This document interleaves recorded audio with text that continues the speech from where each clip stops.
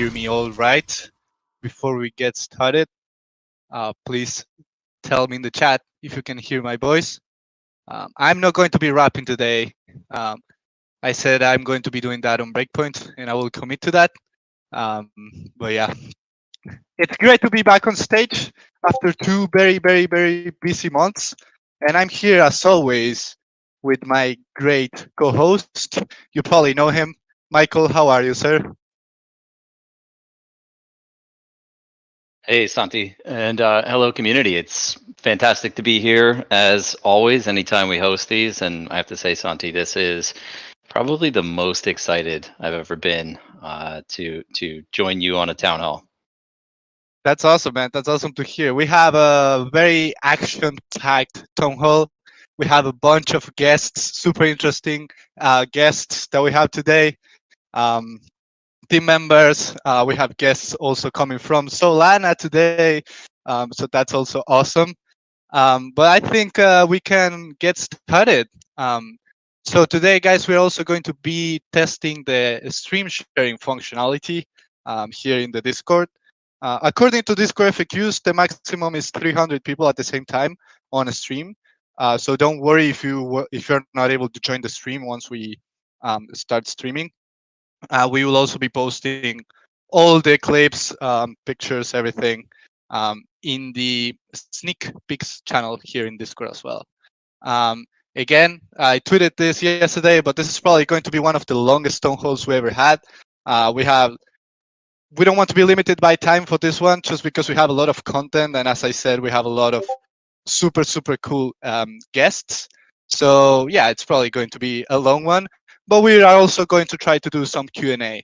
um, so finally, also before we start with the topics for today, I wanted to say Eid Mubarak to all our community members who are celebrating today and tomorrow. Michael, now are you ready to get started with the town hall? I am ready. Let's go, man. Let's do it. So first, in some news, Magic Eden is going to be dropping the core episode number 6 today. Our team is working on it. It's probably going to be live in around 30 minutes, I think. That's the latest I heard. So make sure to check that out on Magic Eden. It's the last episode before Core goes to break. As you know, Core is our comic, and it will go to a 2 month break. And this is also the longest episode we ever had for Core. So make sure to check it out. You can read it on play.atlas.com. Also, in other news, we also launched the Atlas Star 17. So since we are talking about reading, don't forget it because it's still fresh and it reveals a few more secrets of the Star Atlas economy and also talks in great detail about product roadmap updates that you will also see here today.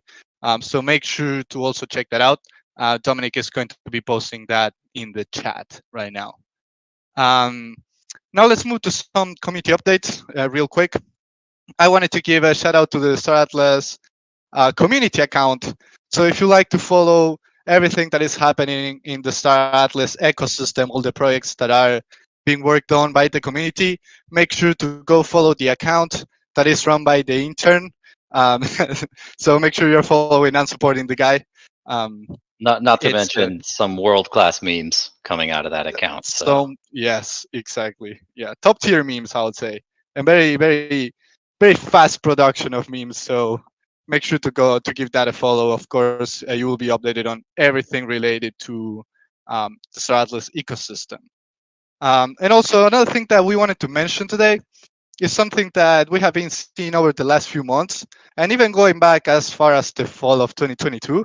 Um, there has been a super heartwarming trend in the Star Atlas community where people have been donating the rewards from Faction Fleet and the lockers. So we wanted to give a shout out to all the people that are doing charity work with the Star Atlas Faction Fleet and also locker emissions. A special shout out to Atlas Grace, the Stardust Economy, and Scythe Road to 100 because they have been at the forefront of that trend.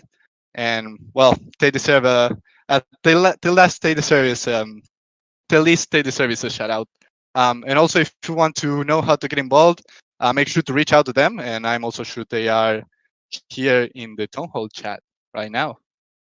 Um, I'm I'm really yep. loving all of these charitable initiatives out there.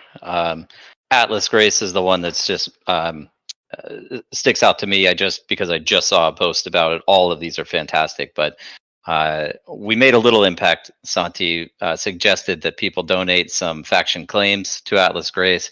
I know they got like 10 of the tier 0 claims, or excuse me, tier 1 claims. So helping to keep those resources stocked up and the funds flowing on that. But absolutely love these initiatives. Yeah, we just wanted to give them a huge shout out here in the Town Hall because they deserve it, and thank you for doing that. They were speaking about how much of a change $1 or $2 can be, and I remember also always Archetype saying that in Cambodia people actually have a full meal for less than $1. So we are actually having impact in Cambodia. So that's awesome. Very cool. Yeah, super cool. Now let's move to some updates related to the community. We're going to talk about the IP. And for the IP updates, we of course have the man himself on stage. We have Dan Park. Dan, how are you, my friend? Hey Santi, good to be here. It's been a while. Yeah, man, it's good to have you back. I remember we had you on stage when you just joined the company. I think it was like over a year ago. So we had Yeah, to it bring might you be about back. that. It is good to be back. We had to definitely bring you back on stage. And for today, I wanted to ask you a question, Dan, about the IP. We have been getting this question a lot from the community. And I know there has been some updates on the Star Atlas IP. So I wanted to know what are these updates, if you can briefly explain that, and why this new IP policy is actually massive for the Star Atlas community. Yeah, of course. We're really excited to be rolling out basically a whole new approach to letting the community use Star Atlas intellectual property. This includes everything that's creative and defines what Star Atlas is. Art, gameplay, videos, faction logos, characters, the lore and story. We're basically going to open it up so that community members will be able to monetize or commercialize any sort of creative product that they come up with that is created using Star Atlas IP. So currently, right now, you can only use Star Atlas IP for non-commercial or not-for-profit purposes. So we've seen a lot of really cool content created in the community, things like guides and videos and free-to-play games like Tufa Attack. But now you'll be able to explore commercial horizons, and so we'll just see what people can do here. But it's going to be open to everybody. It's a change to our base terms of service. There's no need to own any NFTs. All you need is an idea, and then you just comply with some pretty straightforward terms, and then you can just get straight to building. In general, there is not going to be a pre-approval process.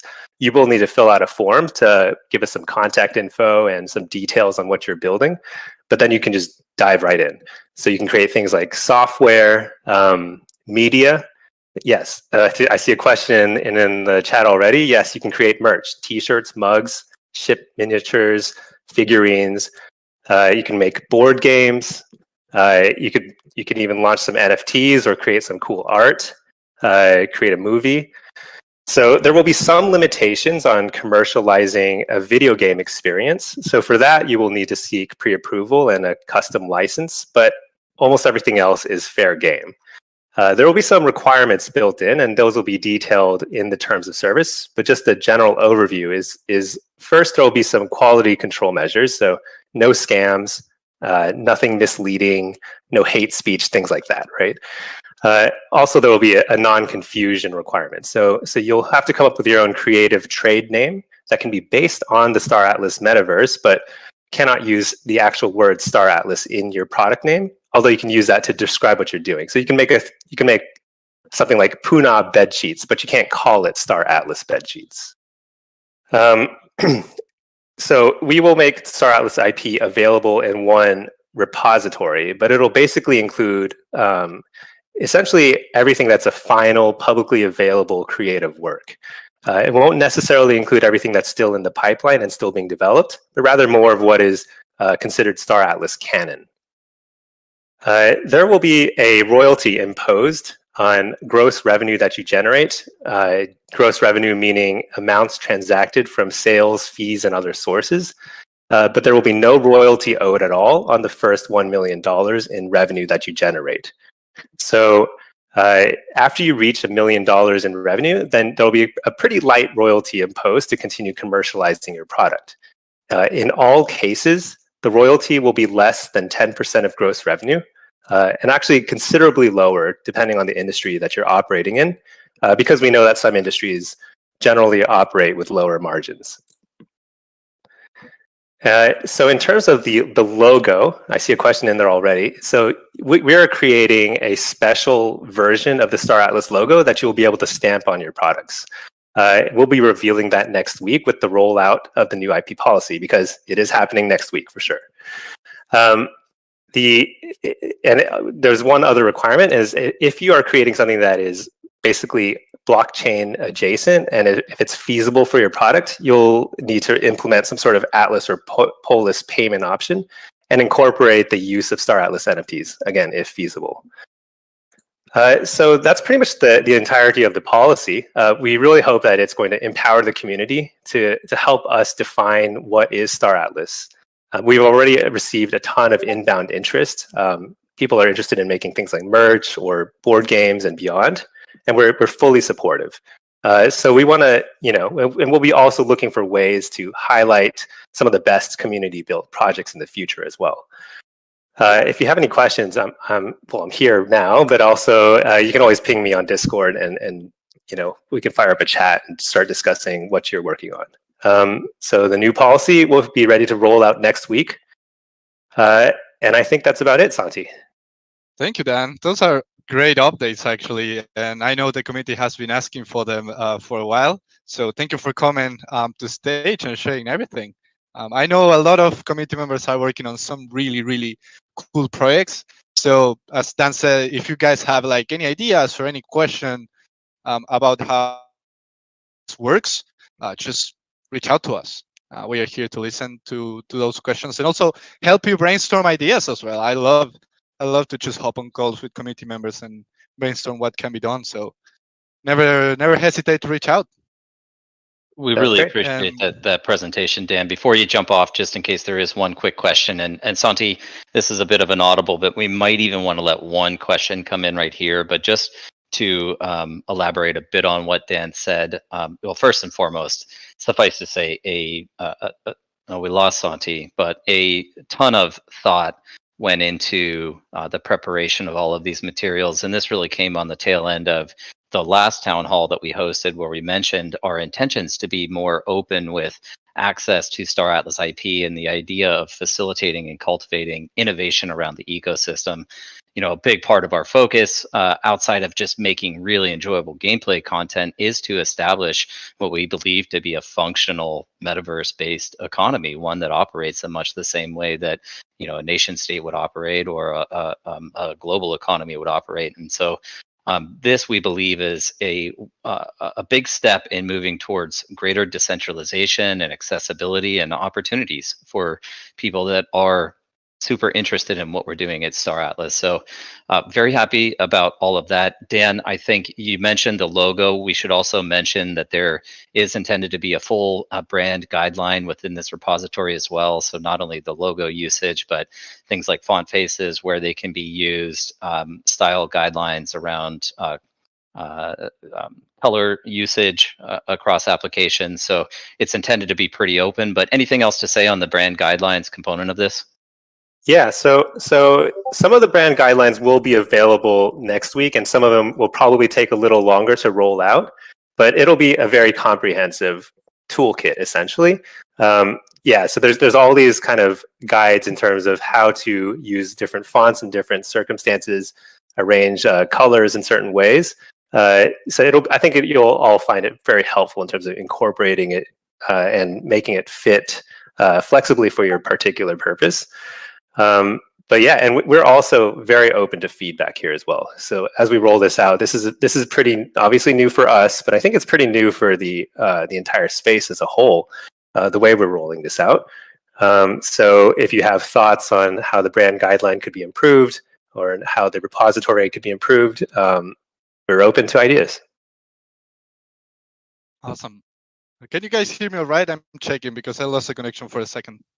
We hear you now, Santi. Yeah, we saw you Perfect. drop off for a moment, but Yeah. It's my connection. Always happens during town halls, you know? It's like when never, you try to give a presentation live, it never always happens. fails. It's always on demo Yeah. day too. So I Yeah. feel your pain. Yeah, for sure. So Dan, something we can do is invite you. We can do a special Atlas brew, and invite you there so people can shoot all their questions. Uh, Sounds so great. right now, this is a live invite to you, Dan. So you have to be committed to it now. All right, I'm in. And Awesome. Thank you so much, Dan. And in lieu of maybe bringing someone on stage for a question specifically right now, Gan Fall posted a message in the chat here about invoices. We'll still be working through some of that. Our intention right now is to invoice on a semi-annual basis, so every 6 months royalty fees would be due and payable. Anything else to say there, Dan? I mean, I'm sure this is all going to evolve through time as we explore this as an avenue for users. Yeah, that's right. And we'll have to necessarily be a little bit flexible on how we track revenue, because some will be on-chain projects and some will be off-chain. But yes, generally speaking, that'll be. I mean, basically, we're open to dialogue at that point. Once you reach $1 million in revenue, I'm sure we'll have a lot to speak about at that point as well. And there'll also be an opportunity to come up with a custom license if for some reason the standard license doesn't exactly fit your business model.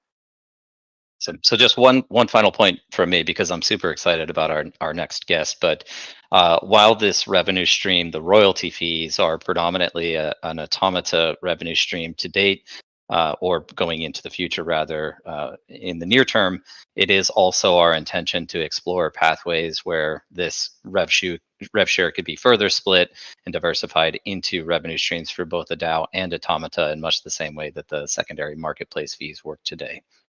So with that, great segment. Thank you, Dan. Santi? Thanks so much. Yeah. Awesome. Thank you so much, Dan. So yeah, now let's move to the next segment. Again, if any of you guys have any questions related to the IP and how to use it, we'll probably have a brew special with Dan, so he can come and answer all the questions that are related to the IP, how to use it, how to put together your project, and how to do everything basically. So stay tuned for an announcement on that. And thanks again, Dan, for joining us on stage. Now let's move to the next topic. This is definitely one of the main topics for today, for sure, which is Sage movement test. Michael, how are you feeling about the movement test? Well, I mean, I couldn't be more excited because we are finally approaching a shipping date here, and this whole movement test. I've alluded to this previously in conversation in Discord, but we've taken a bit of a philosophical shift this year in terms of product rollouts and really minimizing what is the minimal viable product, specifically within our Sage product line, and just thinking about how we can launch iterative features that don't create unnecessary work, features that we're able to build upon and further form this foundation of on-chain gaming and on-chain gaming logic. And so super excited to announce today that we do have the official campaign branding for what we've been referring to as the Sage movement test. This is a continuation of the start sequence campaign that we rolled out in November and December of last year, and we are calling this launch Escape Velocity. And very happy to say that this is coming 4 to 6. You mean April 26th, right? Yes. What did I say? You said 4 to 6. Yeah, man. So April 26th, next Wednesday, we have the first iteration of the Sage product line coming out. Now, I just want to caveat all of that and say that this is still a very early version for us. The intention here is very much to test the underlying technology. We think that it's an incredible accomplishment what the team has done there, and bringing this coordinate system and this movement functionality fully integrated with your wallet directly on chain, and doing that through what we think is going to be a pretty cool application. Of course, we could have just gone out and said, use these transactions to test movement, but we've wrapped all of this up into what is effectively a scavenger hunt contest. And I don't want to get too deep into it because I know one of our guests later in the show is going to be discussing this quite extensively. But the key objective here is to bring your ships into this map and explore the space, and you have the option, the chance of discovering some really cool prizes along the way. Another one of our guests is actually going to be going through the loot table for that loot discovery process. So again, won't elaborate here, but I'm very, very happy to say that we have this first iteration of our Sage product line rolling out next week. That's awesome. We have a date, guys, and we had to do it. I mean, we had the 4 to 6 right in front of our eyes. We had to take it, right, Michael? It was quite a bit of coordination to pull all of these things together. But yeah, we thought it was kind of a historic moment, and why not memorialize that with an April 26th launch? That's awesome. That's great. I think we can move to the next segment, Michael, if you want. Yeah, sounds good.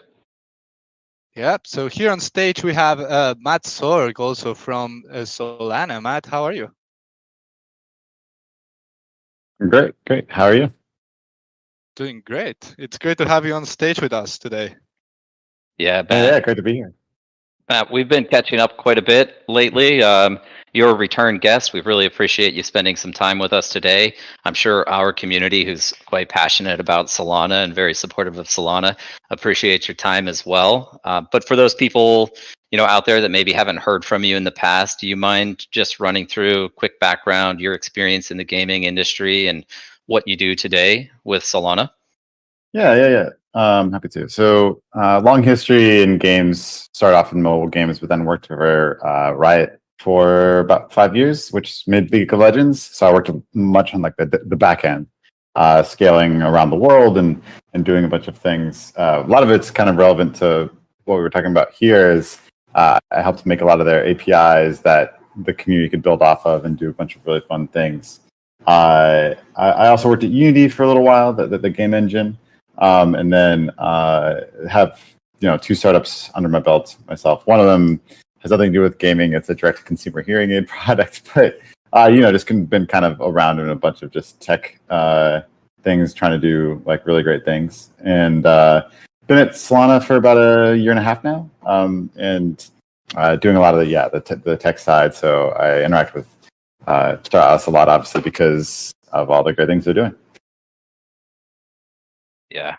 Your second project, by the way, not to go too far off on a tangent, but can you tell people a little bit about that? Because I think it's reminds me of my very young days. But you want to talk about that one a little bit at all? The hearing aid one, or the It's kind of like Go ahead. The digital pogs. Oh yeah. yeah. So some colleagues of mine at Unity, we were just kind of like talking. We're always tinkering and stuff, and one of them got in contact with the owner of the digital rights to Pogs, which is like this crazy popular game in the early '90s that something like 3 billion Pogs were minted or whatever, like physical discs basically were made during that time. And so we got the digital version of it, and we were just doing a lot of fun explorations with that, making little mini games and just expanding on the IP and what does that mean for the digital world. And what's great is because it already had that physical component where you're already trading, you're already changing ownership, and you're already doing a lot of these things that Web3 now enables in the digital world. So it's just been a super fun project. Yeah, for anyone who doesn't know, they were these little cardboard circular cutouts that would always get destroyed depending on the slammer that you would use. The slammer was how you would flip these things over, but it was essentially a gambling and racketeering Yeah. enterprise when I was in 5th grade. It was a Very lot of- competitive. yeah, very cool, man. So maybe bringing this back on track more into Solana. Now you've mentioned you've been with them for about a year and a half. Solana has been taking more of a gaming approach, or at least an emphasis to gaming. And I was just kind of curious overall, like outside of gaming and outside of your specific emphasis with the Solana Foundation, what do you think are the most emergent trends in blockchain today? And maybe more specifically, what do you see really coming out of projects developing on top of Solana over the next year and maybe beyond? I think the main competitive advantage, or the main thing that's starting to see product market fit, is whenever you can have an ecosystem effects, whenever you can have multiple entities coming together and kind of either saving time in development or getting more, I don't know, shots on goal, what you will, for like what actually is going to be compelling. And you see that kind of nowadays. We have, content creators and marketplaces and other utilities on top that will allow for different types of exposure, either like news sites or wallets or whatever that might be. But I think we're just going to see that get even more and more in depth, and that's why I was thrilled to hear. I actually didn't even know that you're opening up to some parts of your IP, but I think that's exactly what can facilitate this type of collaboration across an ecosystem, where you can use the IP, you're sharing the actual data. You even have your users even have right access to like change ownership and organize their own events around this IP that might be building off of. So I think that is kind of what competes with Web 2. I mean, think about the converse. Like all of our maps data of the entire Western world is some PM at Google has to make use of it, and we're kind of beholden to that person because that's where all of the Google Maps data lives. Whereas in the blockchain world, all of us have the opportunity to build something great on top of user like whatever we're doing in game and out of game and on top of the IP. But yeah, so Solana specifically, like we're really excited about those ecosystem effects. So is there something that Star Atlas, can they collaborate with Render? Probably. So Render token just is a render network, and obviously Solana has, Star Atlas has a bunch of great assets. So there's probably a lot of collaboration opportunities there over time. What about like Helium? Like, as you start doing opening up the IP and you can do digital physical world, maybe there's like some sort of decentralized internet collaboration. So I think this is the type of thing that we're trying to think, into the future and where a lot of these things can go, and the ecosystem effects that Solana can foster. I love that term, the ecosystem effect. It's kind of an extension maybe of the network effect that was a term that was introduced to me when I just started getting involved in crypto all the way back in 2013. But it really speaks to the open source community and how people are able to leverage the innovation of others. And I really think there's two components of this. What you just said was what we're doing with the opening of the IP policy. That's an extension of the ecosystem. We now have people that are able to create product lines that we as a company, we don't have to develop these now, nor do we have the capacity to develop these. And what we see here is a major opportunity to recruit a global demographic of builders creating and exposing the idea of Star Atlas to everyone else around the world. And of course, we are more than happy to kind of share in call it the profitability or share in the upside of that opportunity with people, because they're willing to contribute their time, their resources, they're putting their own capital into these things. And overall, it creates greater awareness of Star Atlas, and that holistically benefits every single participant within the ecosystem. The second piece of this, and kind of goes into the open source side, but it also goes directly into the on-chain logic side of blockchain gaming. A lot of people would say, why do you want to use blockchain to actually build a game, and why would you want to execute game logic on chain? Well, for us, it's this whole idea of composability that we hear Anatoly talk about a lot, right? And so because we're developing the logic on chain, third parties are able to create their own extensions, expansions, their own experiences, and leverage a lot of the innovation that we're bringing in the form of development of programs, but also the development of infrastructure. And in the path to, or on the path to, what is truly an open metaverse concept. Not that Star Atlas is the metaverse, but it's an entry point to that. I think the only way that we ever get to true interoperability and composability is by executing in this fashion, and it's quite challenging to do so. But I did want to ask you, and I don't know if you're comfortable with talking about it today, but Johnny Lee had mentioned that you are working on a paper actually currently that speaks specifically to the benefits of on-chain gaming. And anything you want to share with us about that today? Yeah, so I think a lot of people are getting a little bit spooked. When there's any sort of thing that's deemed as a risk or regulatory, people will try to just be a little bit more conservative. So a lot of people are saying, okay, we want to try out blockchain, but we're just going to obfuscate as much of the blockchain as possible.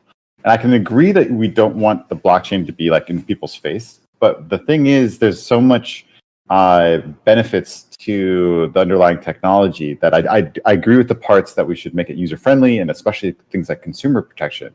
But I think Solana right now is the fastest value transfer network in the world, Web 2, Web 3, notwithstanding. I think if I want to transfer to somebody in Korea or South Africa, I don't think there's a faster way to do so.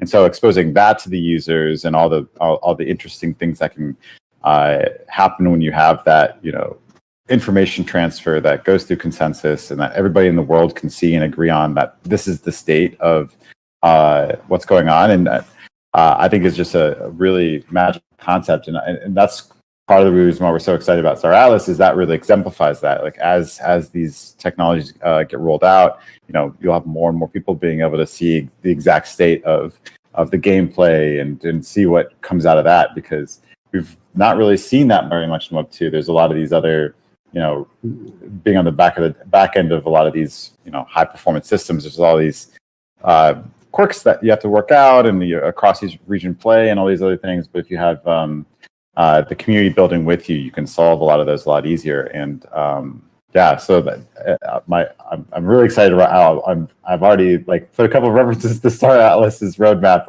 in the article for sure. We love it. And I think program extensions, that's one avenue. We're already seeing that type of innovation go on in our ecosystem. But I think a lot of what will drive future value of a product like Star Atlas is really the content creation, and the idea that mod development can be expedited, right? Because the tooling is essentially all available. And while we're building puzzle pieces that people can pick and choose from, now we're building a puzzle completely in the dark here. So it's quite challenging from our perspective as being a first mover on this and operating on the bleeding edge. But our hope is that as we roll these things out, it becomes easily identifiable which are most attractive to use in a separate application. And we could quite easily see people pulling, say, our movement mechanic and integrating that into a gaming product that they have that also leverages Star Atlas NFTs as part of their feature set. But you have deep experience with mods as well. I'm sure you're supportive of the idea of this iterations or alterations of a core gaming product.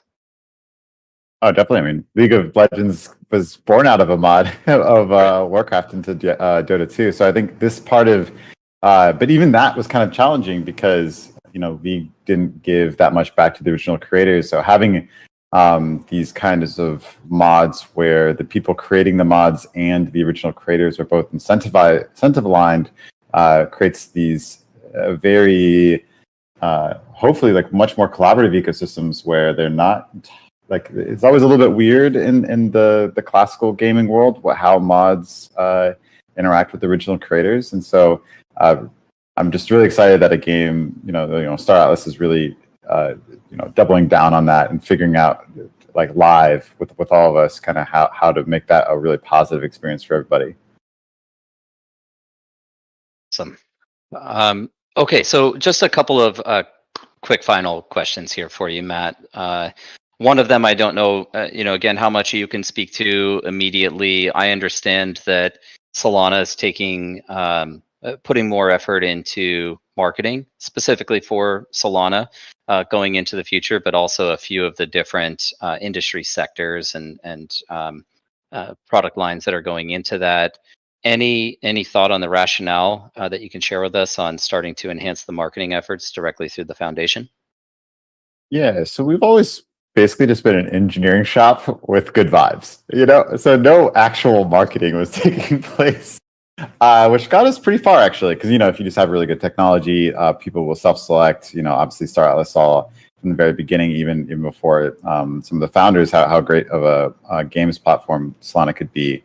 So that does get you pretty far with a lot of really innovative people in the world. But sometimes things will just get away from you. Like some people can take your narrative for you, and so that's basically our concentration is getting back to really helping people understand what technology is actually differentiated.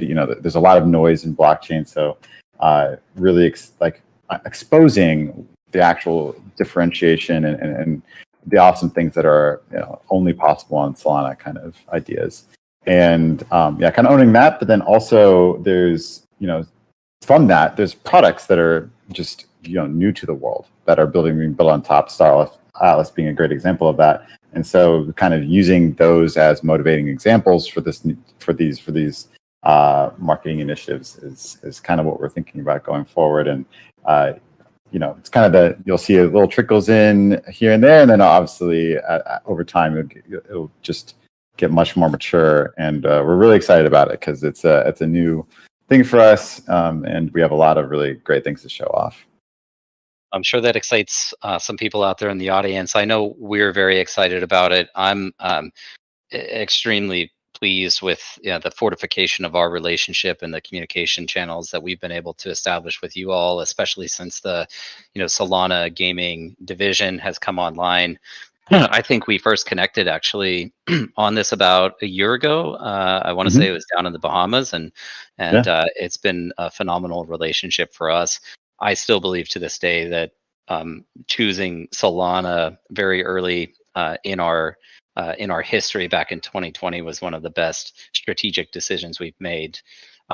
There are two events that we have in mind. You might have more that I'm not aware of, but Solana has a couple of big events this year, specifically the outside of the hackathons, but the Play GG event, and then of course Breakpoint, which is really your flagship conference. But Play GG is coming up in the not too distant future. Anything you want to share with everybody today on that? Yeah, it's a games focused conference. Like our name isn't Solana's name isn't in it for a very specific reason, that we want to highlight just great gameplay, great games. And last fall we had our first Solana Games Day, kind of our first instantiation of it, and obviously Star Atlas kind of stole the show there. One of the streams had over 1 million views just on Star Atlas content. And yeah, so we're kind of hoping we have similar kind of setup where we'll have some streams going on. We'll have a show floor. It's kind of near San Diego Comic-Con, so hopefully a lot of great people who are really interested in really in-depth IP will show up, and just normal people, not necessarily blockchain enthusiasts, just people who really want to have a great experience and play fun games. Breakpoint will have obviously a lot of games content too. That'll probably be back more towards blockchain specific roots, more showing off technology and stuff. So we'll have like kind of differentiated experiences across those. Very cool. Very cool. We're also excited about that, and it also is conveniently placed around the launch of Act 2 of our graphic novel, Star Atlas Core. So Nice. Talk a little bit more about that. Matt, anything else you want to share with everybody today, or any closing thoughts? We do really appreciate your time joining us here, and again, sincerely appreciate the support that you all have shown us. over the years. Yeah, I'm just here as a fan, just like anybody else in the audience. Just happen to know a little bit more about the roadmap of the platform you happen to be building on. And yeah, it's really exciting to be building alongside Star Atlas. Like we're facilitating a lot of things across, multiple clients. Fire Dancer's coming on incredibly well. We saw a demo the other day of the most recent update. Just really excited to see prepare the chain for all of the demand that Star Atlas is going to generate, basically. So excited to listen in throughout the day. I'll get a little nerdy here, but I think between Fire Dancer and Fuzzy Lemur, possibility to get time to finality on transaction settlement at 25 milliseconds really means real-time gaming experiences fully on chain, which is pretty cool to me. Yeah, I mean, that's where we're trying to get. Yeah, definitely. Yep, love it. All right, Matt. Well, thank you again. Really appreciate it. Hope you have a great weekend. Yeah, cheers. Thanks for having me. Awesome. Take care. Thank you for joining, Matt. Really enjoyed all the replies. Hopefully we can get you soon again on a town hall. Yeah, cheers. Thank you so much. All right. That was a great interview and chat. Love to have Matt from Solana here on stage.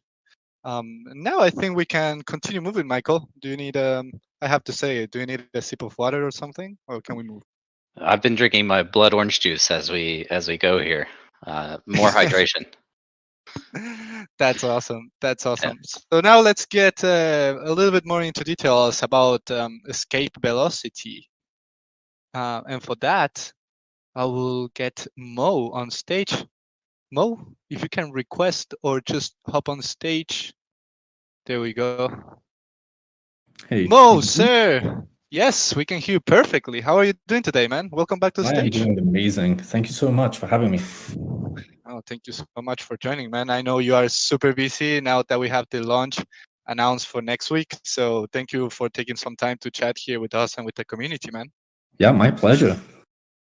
Awesome. So now let's get straight into business, of course. So Mo, I'll shoot you a few questions all in one. So on escape velocity, can you speak a little bit to it? Maybe go over some of the features a little bit more in detail. What is the goal of it, and how can a player participate next week? Yeah, sure. So the escape velocity is basically us testing fully on-chain real-time movement across a 100 by 100 Cartesian grid, whereby each sector is an on-chain coordinate.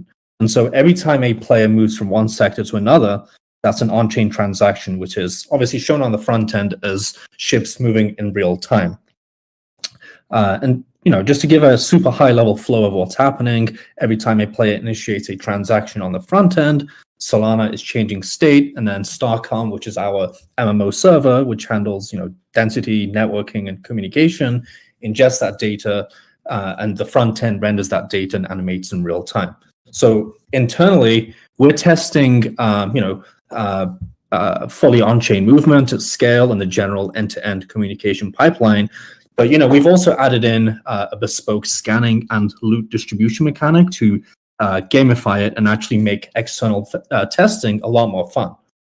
So just to touch on the experience, essentially players get into the game by locking up 1,000 outlets, which you do get back. You spawn a ship, and in this gamified movement test, all ships have the same stats, and you essentially move across the map and scan to find loot. I'm going to skip talking about the loot table since I think Chris is going to give an overview of that. So, I'd also like to highlight that there's no limits to how many ships a player can spawn. We added in the 1,000 outlets lock, mostly just to tame botting. And then the player can recover these funds by clicking on the despawn button.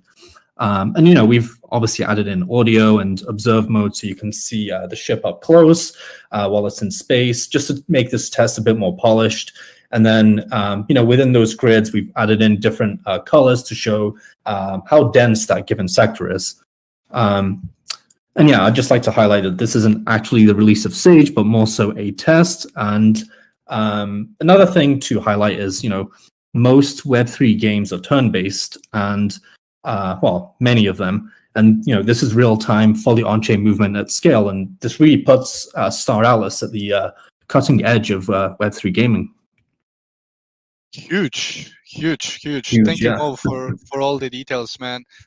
So you guys, for the audience, you will only need some Sol, a wallet, and 1K Atlas that you will be able to get back once you despawn the ship. Correct, Mo?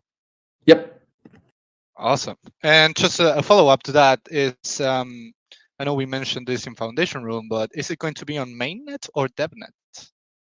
Yeah, so escape velocity is going to be on mainnet, and just to give a quick explainer of the difference, the Solana mainnet is the production-ready version of the actual Solana blockchain and the network that hosts the actual real-world, Solana projects and where actual Sol transactions take place, whereas DevNet is like a test network or a sandbox environment for projects to experiment and test new features before deploying them onto the mainnet. Perfect. Awesome. Thank you for the explanation, man. Yeah. So a question that everybody has, of course, now that you talked about escape velocity, is what is next for Sage after escape velocity? Yeah, sure. So, as Michael said, we did pivot our release strategy to focus on iterative releases. So, recently in the last few weeks, we've had half of the front end team working on the escape velocity.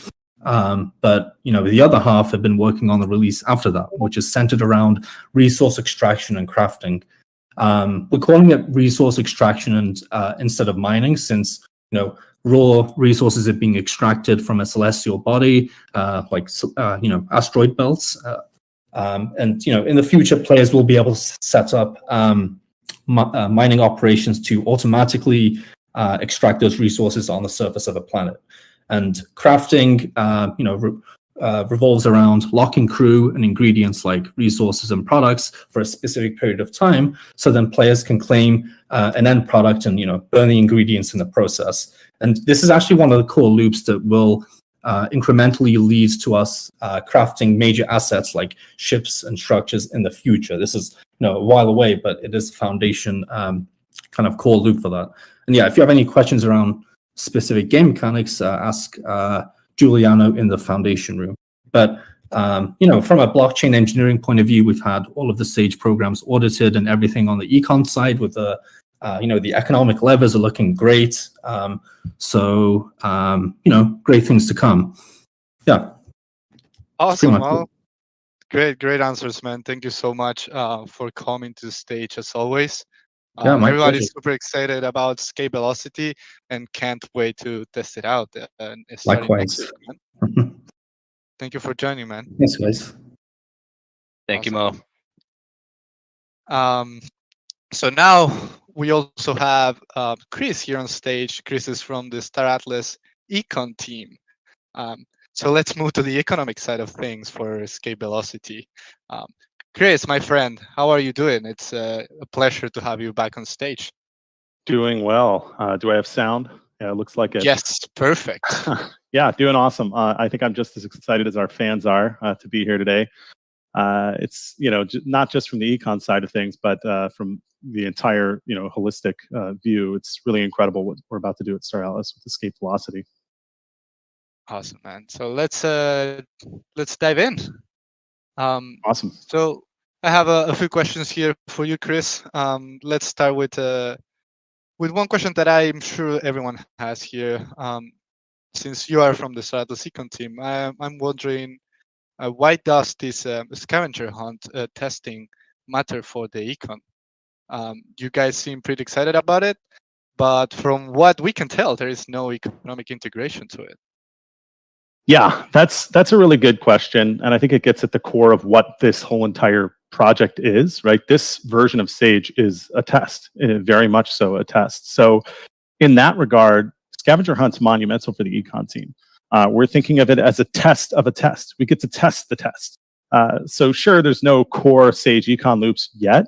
Obviously there's this loot pool, which is going to be really awesome to see how players behave and what they end up doing, regarding that pool. But really what we're doing is establishing our tools and techniques that we're going to be using in order to handle the game data well into the future. So this is going to include, of course, the analysis of the game state and player data, but also just playing with the environment, with the data, with the levers. So we're essentially going to have these game state data that we can adjust, especially with regards to the loot table. That's going to allow us to change the nature of the game, and it's going to give us a really good idea of what it looks like to be the econ team, getting data from the environment and feeding that full cycle of getting data, making decisions, posting decisions back into the environment, into the game state. We're going to be able to test all of that, which is fantastic. Yeah, man, you're going to be getting a lot of data from it for sure. Yes, we are. I'm sure Chloe from BI team is super excited about it as well. Shout out to Chloe. Yeah. Awesome, man. So now let's get to a spicy question, as Tom would say. What is the loot for this module, Chris? And Dominic is going to be streaming now, so hopefully it's working fine. I would like to check, since this is the first time that we are testing live streaming here. If you guys can tell us in the chat if it's working well for you, if you can see the live stream that Dominic is streaming right now, you will be able to see the loot table rewards. But please confirm that everything's working fine. Yep, I can see it. So to answer your question, Santi, as you guys can see, they've got this sweet infographic here to show you the different tiers of loot. So in order to kind of like adjust, the probabilities so that a tank ship doesn't drop just as likely as a piece of food, because we want that tank ship to last, right? We don't want a tank ship to run out in the first minute. Whereas food is a lot more plentiful, so we have a lot more of that to give out in loot. So what we've done is we've come up with these tiers: copper, bronze, silver, gold, platinum, and diamond. Each one of those has different assets within that category and a categorical probability of that category dropping. So what that means is that when we're dropping loot, we're selecting one of these categories based on that probability. On the left, you can see there that categorical probability. And so once we selected that tier, then we randomly select one of the items in that list to drop onto the game map. So you can see there are a lot of really sweet items in here. Anything from, obviously, the big ticket item, the Fimble Bios tank ship, all the way down to simple food, fuel, ammo, your typical R4. There are also some pretty spicy items. The core episodes, you'll see core episode 4, 5, and 6. We're kind of excited about those ones. And then, one final note I will make about this, I don't want to go and list every single one of the items. You guys can all see what's here. But one final note is that we're not going to be introducing any exclusive items from the past. In fact, we're going to actually have escape velocity CSS head paints and a poster, an escape velocity poster that we've added to this pool to kind of give you guys something really cool and monumental or memorable to get from this event. So yeah, we've got some sweet loot. Definitely nice. I love that we have like these rewards that you will only be able to get during the escape velocity campaign for the CSS hub paint and the poster. I love Definitely. That. Yeah. And so Chris also questioned that I'm sure the whole committee has is, can you give us some tips? How can we improve the chances of getting some loot? Yeah. So, we've gone through this really sweet loot pool, and everybody might be thinking, oh my gosh, I'm going to go out and get the tank ship. Well, this is a universal loot pool. So this is distributed across the entire galaxy. And there are going to be probably thousands of fleets out there looking for loot. Okay, so one of the things we want to do as a team, as the econ team, is be extremely transparent about this loot table. What it is and how it's going to spawn is important in understanding and keeping realistic expectations for our player base. So loot spawns in a fixed quantity at any time on the map. That's a universal fixed quantity. So for example, if it's going to take a long time for 10 fleets to gather all the loot on the map in 1 minute, for example. But if you have 10,000 players, they're going to be able to gather that loot much more quickly, right? You can think about spreading pieces of cheese all out into on a the floor and you let a bunch of mice in there, they're going to get through that cheese much quicker if there's 10,000 mice than if there are only 2. Okay, so that's one thing I want everybody to understand, is that there's a fixed quantity of loot on the table, regardless of the number of players that are present. Also, loot spawns every minute. So, for example, if a piece of loot is picked up, another piece will drop in another location on the map following that event. So loop has a fixed quantity that could be on the map, a fixed amount that can spawn within a single minute, and it randomly spawns. So loot can spawn anywhere on the map, and you have to scan in order to find it. A bit of strategic advice: the chances of you getting a loot drop when scanning in an area with 300 other players is about 1 in 300. Those odds look a lot better when you're on a location with 10 players, for example. I also want to emphasize that coordination within guilds and DACs could be a really powerful tool. The more players there are in your organization, the more loot you have the opportunity to gather. But you'd prefer that the loot is picked up by your own teammates rather than an opposing faction. So try to coordinate and make sure that your fellow players are doing their part.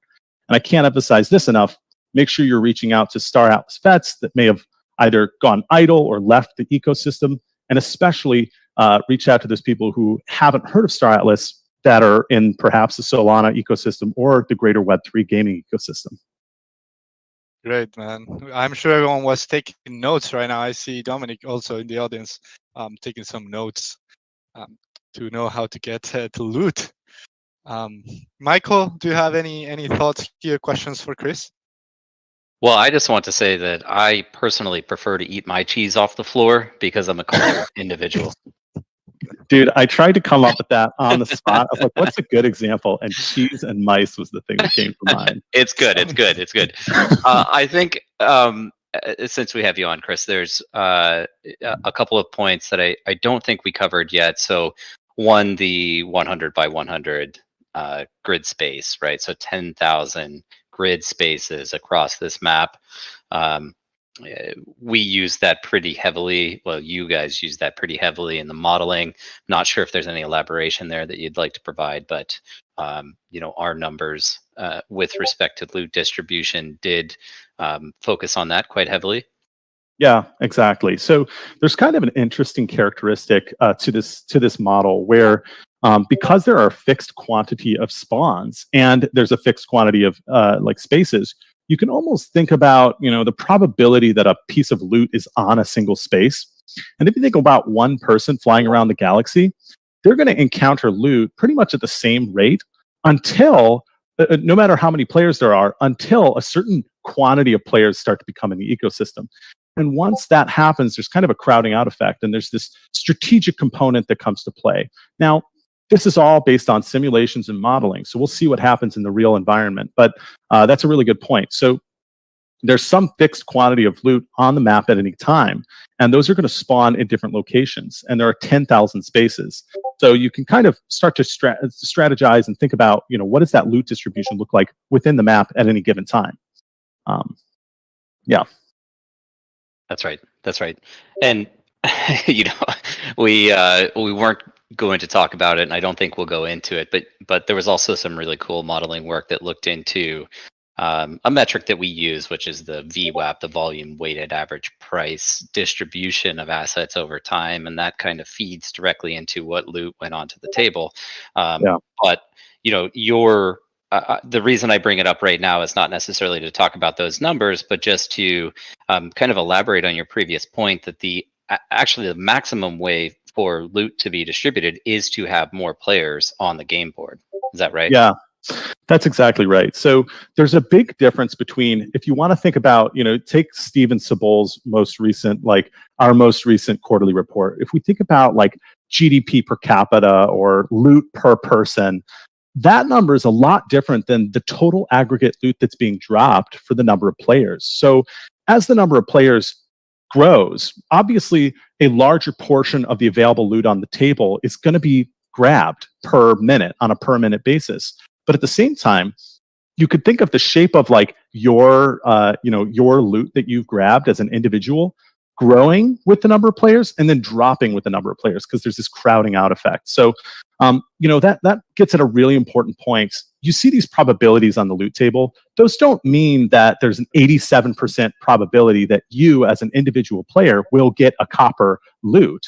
It just means that when a prize spawns, conditional on those conditions that I mentioned earlier, there's an 87% that prize is going to be copper, and so on through the list. So don't interpret these probabilities as some sort of guarantee or some sort of likelihood that you're going to achieve that. This is a universal drop list, and it's going to be extremely competitive.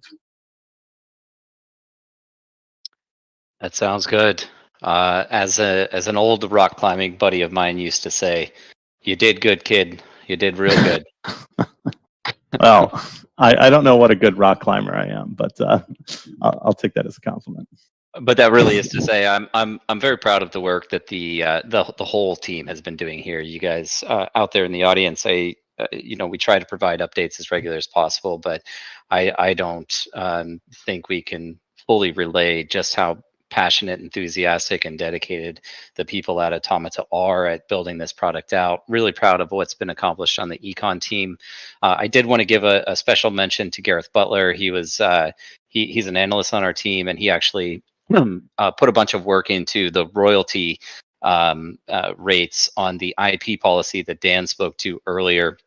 But Stephen Tabal, we just rolled out the quarterly on March 31st. He's the lead writer and economist on that. Anurag on our team does.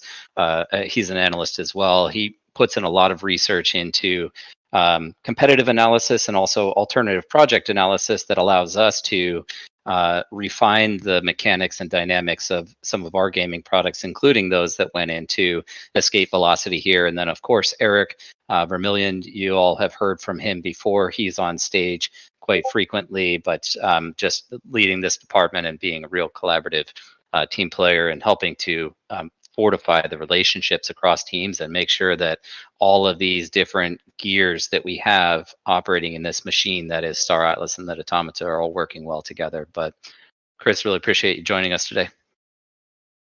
I've got to get to a econ party now. Pop the champagne. See you guys. See you, Thanks, Chris. Chris. Thank you so much. And thank you also, Mo, for joining us, man. Thank you so much, Mo.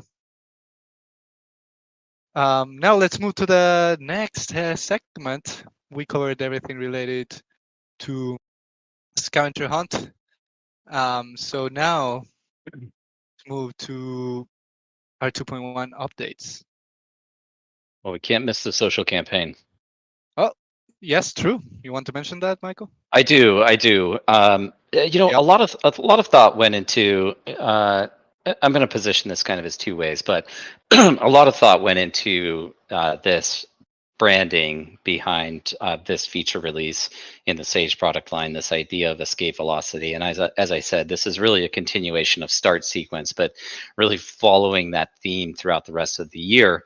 And you all have heard us talk about the community leads and managers talk about the idea that once we start rolling these things out, we're going to it's intended to build a lot of momentum. And I really do think that escape velocity is symbolic in multiple ways, not only symbolic in the sense that it is a product launch and we are emerging outside, we're bursting through the atmosphere, we're entering into space. And in the case of Star Atlas, reaching space is not your final destination, but really just the beginning. And in so many ways, what we're doing with this Sage product launch is just the beginning of what's to come. But I also lost my train of thought there, Santi. That's just it's super powerful to me, this idea of escape velocity.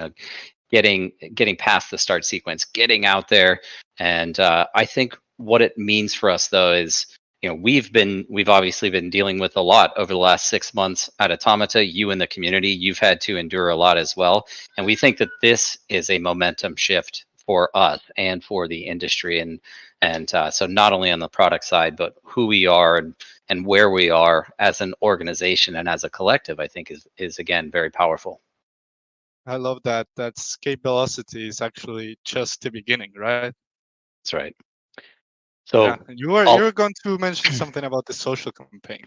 right. So that's kind of the next thing, and we already have another launch planned for you all, and that'll be coming out the week following the rollout of Escape Velocity itself. Now we're not going to go into any specific detail today because we want to reveal all of that through dedicated communications. But this social campaign couples and integrates with all of the product launches and events and social events like these, digital experiences, alongside the encouragement of recruiting people to the Star Atlas ecosystem. So there's a number of elements that go into participation within this, but we've also structured this as a very cool way to demonstrate to people all over the world that you were there at the beginning. You were an early adopter of Star Atlas, and there's also going to be a separate loot table and loot pool associated with this, with its own requirements. And think of it just as this big mission system that's going to encompass the rest of the year. And we hope that you'll join us and participate in that and be there from the beginning to experience this. Yeah, it will definitely be worth it to be here since the beginning, and we just wanted to reward everyone for engaging with the products. So that's why we have this social campaign. You will learn a lot more about it probably starting next week. That's right. And I am seeing some questions just in the chat here. So I actually just wanted to address one additional thing on escape velocity really quickly before we move on. And because I don't think we covered it, we did put a ton of thought into game theory, not from game design perspective, but how could people manipulate the system that we're releasing. So the one thing about this ship spawning is that while you have the infinite ability to spawn ships when putting into that escrow, that on-chain escrow account, 1,000 Atlas per ship, there is a restriction on the scan timer. So you can only scan once every 60 seconds. Regardless of the quantity of ships that you have. Now, it still makes sense for you to spread your ship and fleet out across this digital game board, but just understand that you will still only be able to scan once per minute. Cool. That's a great clarification. Thank you, Michael. So now I think we're ready to actually move to the next segment. I think we are just at half the agenda for today. So I want to make sure that everyone has some drinks or popcorn for this next segment, because we're going to be covering some UE5 updates, starting with R2.1. Can you talk about some of these general updates, maybe starting with some events that we will be attending? I'll just go. I'll go really quickly in respect of everyone's time. I'll go quickly through the events. You heard Matt up. Again, I'm very happy with how strong the relationship has been with the Solana team. We had a phenomenal breakpoint last year, and we're really looking to focus a lot of our public presence and presentations around the main Solana events. So you can expect us to be participants at Play GG, which is in San Diego. That's in July. And again, expect quite a big showing from us at Breakpoint.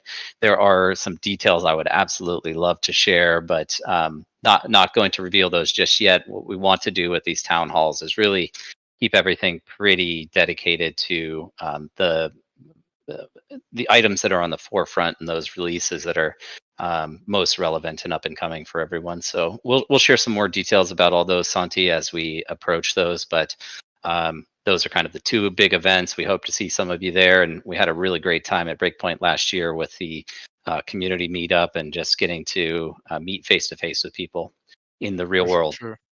Yeah, that's a game changer when you put a face to a Discord username. That's incredible.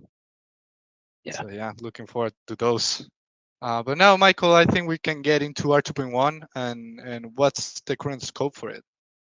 Yeah, well, so this is going to be a really fun segment. This is where we get to share a lot of the video content that the team has been working on, and I guess I would note here that we do have regular internal presentations from people across all departments within the company. But as of this year, actually, we just started off a new process, which is a quarterly all hands meeting, and really these are the meetings where we just absolutely everybody gets excited if they're not already. But we have some really cool videos that are coming up, and Dom's going to have his hands busy here on this one. But what we'll do is we'll kind of run through the features that are coming in 2.1.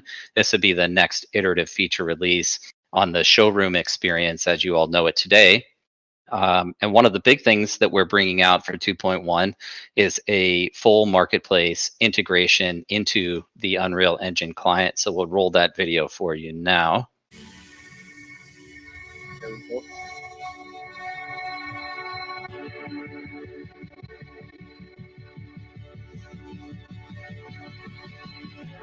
Everyone, check it out.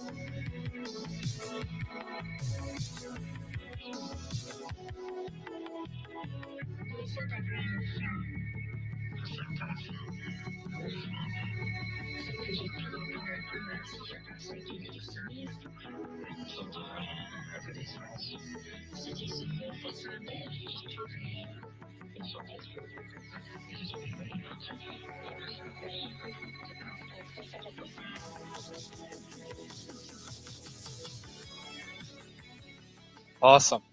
Super cool. Oh. Love seeing the Ledger integration there too at the end.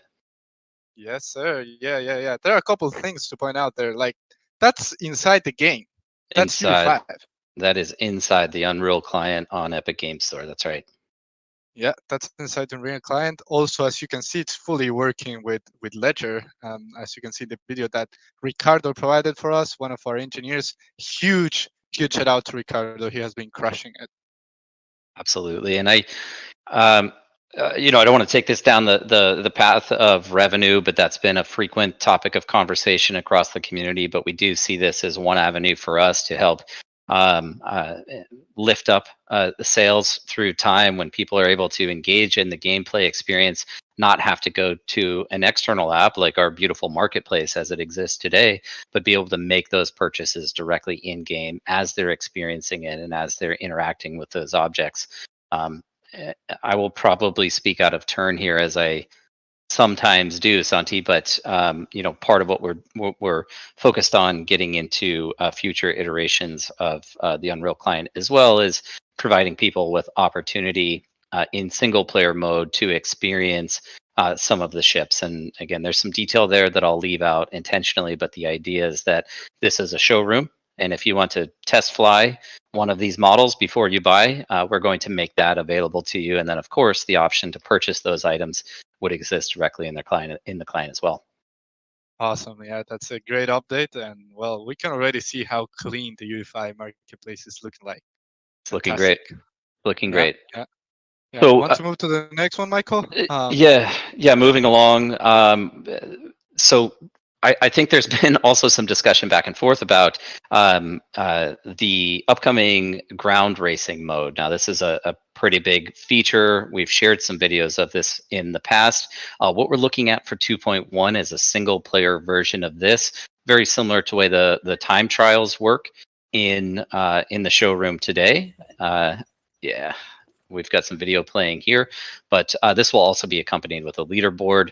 Now, this first one is the flyable Opal Jet, looking super good. Looking clean. Looking Yeah. very clean. I love it. I love it. Yeah, and just to clarify, like this is work in progress, early work in progress. What you're looking at, guys. Just wanted to make that disclaimer here. Yeah, thanks, Santi. Very important to stress that we're sharing content with you all extremely early, but by no means is this even the final version. You couldn't tell by looking at it. I mean, it looks fully polished to me, right? But the we're going to see some considerable improvements still through time as well. For sure. So sure. we also have we added a new camera mode here, and there's a racing rear view camera. Let's roll that clip as well, Dom. Yeah, that one is dedicated to Miguel. I know Miguel from our team loved the rear view camera, so shout out to Miguel. Yeah, and this racing gameplay mode is a not in the upcoming release, but ultimately what we're building towards is combat racing. So I think the best way to describe it is really Mario Kart on steroids in Unreal Engine 5 with some of the most bleeding edge looking assets you can imagine. I love that description. Mario Kart on steroids. Steroids. Oh man. Awesome. I don't think we added any of the videos of people getting blown up, but those are super cool. We'll probably drop those at some point as well. And then maybe just to round out this segment on the single player racing, we also have a video here of the progress on the racetrack environment.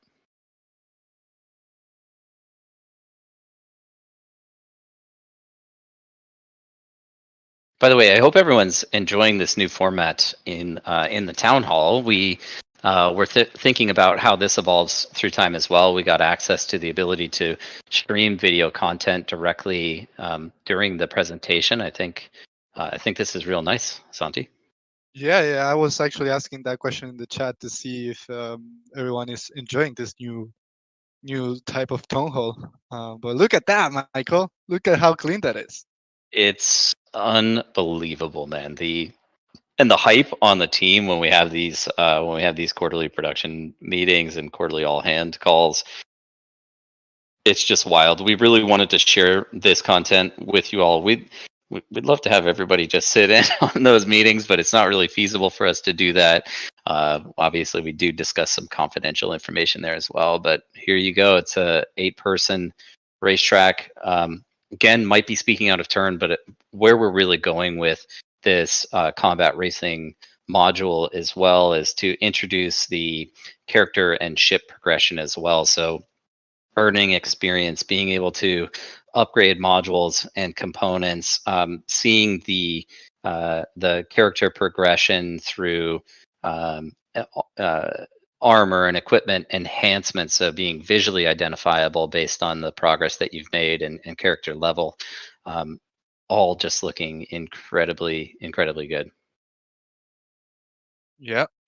Looking super clean. Yeah. The job that the UE5 team has been doing is just incredible. Incredible. It really is unbelievable, the progress that we're making in a very short period of time. But I'll probably talk about it just a little bit more towards the end here. But I've mentioned this in the past. A lot of the work that we were doing.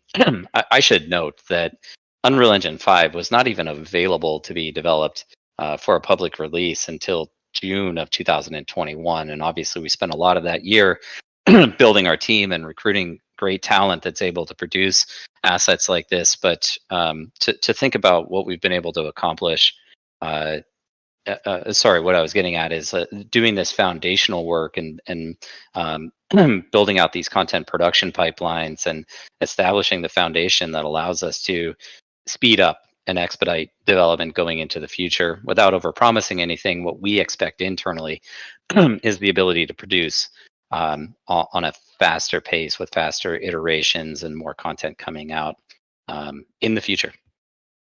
Yeah. Yeah. So a few other little updates here. These are coming directly from Danny, but the dogfight mode inside the client has been updated, and that's going to support more ships. So more than just the X4, you'll be able to pick and choose from the ships that you own and engage in that PVE combat mode.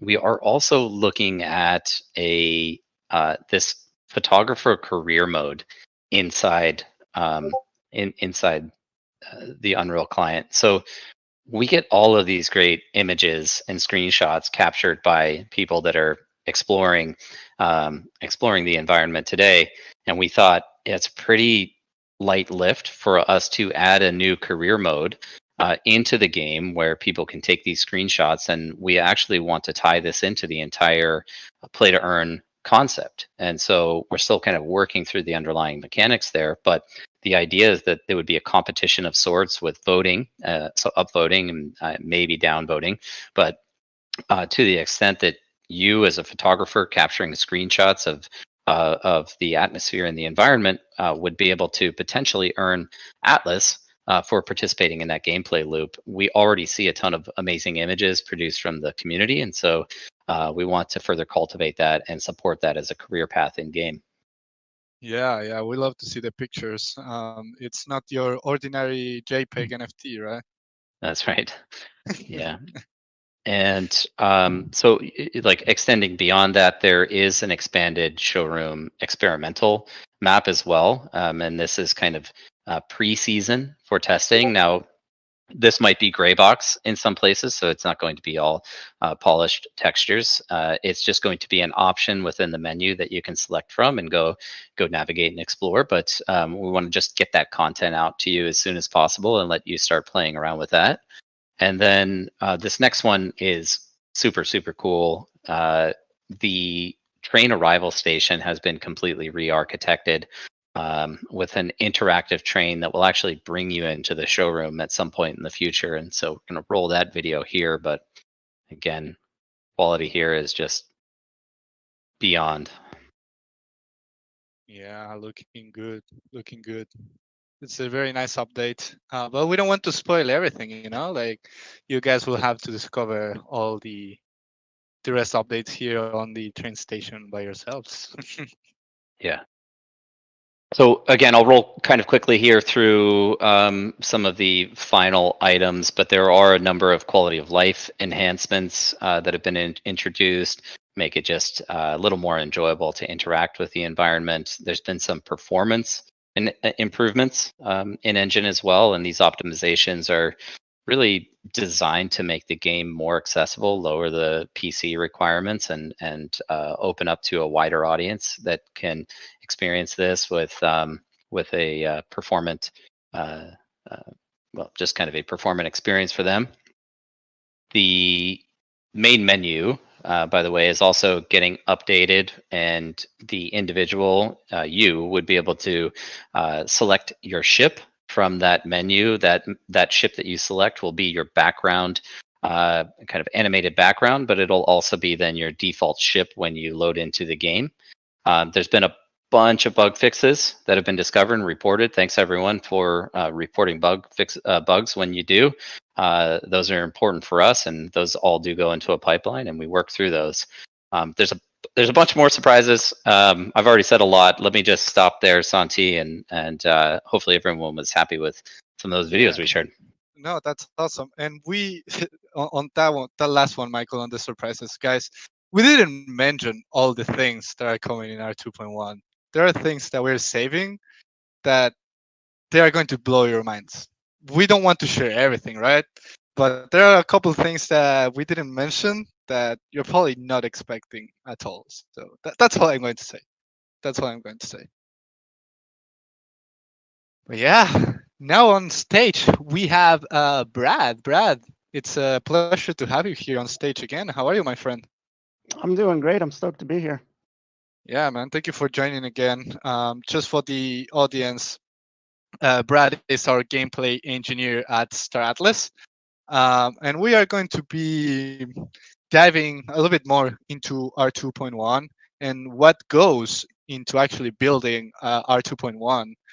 So we have a couple videos as well here, Brad, for you to also comment on them and just to see what is the process of building something like the ground racing, right?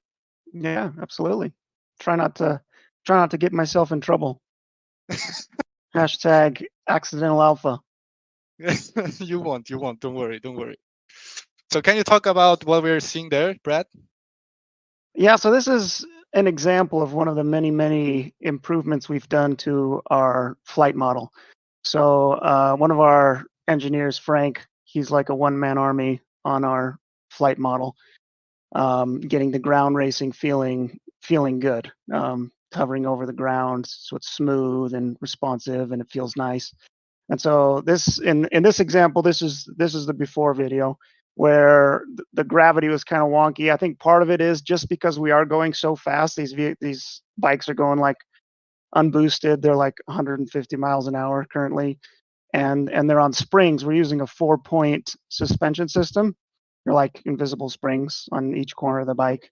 And so you hit something going 150 miles an hour on some springs, and this is what you get.